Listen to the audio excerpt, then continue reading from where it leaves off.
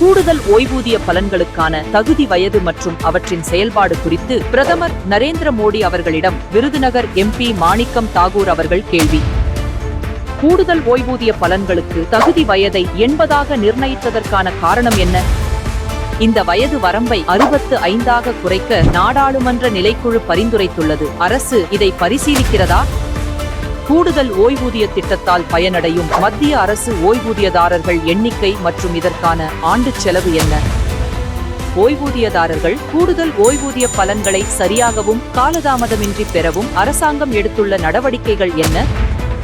மாநில அரசு ஓய்வூதியதாரர்கள் மற்றும் பிற ஓய்வு பெற்ற பிரிவினருக்கும் கூடுதல் ஓய்வூதிய பலன்களை நீட்டிக்க மத்திய அரசு பரிசீலிக்கிறதா? இதற்கான காலக்கெடு என்ன?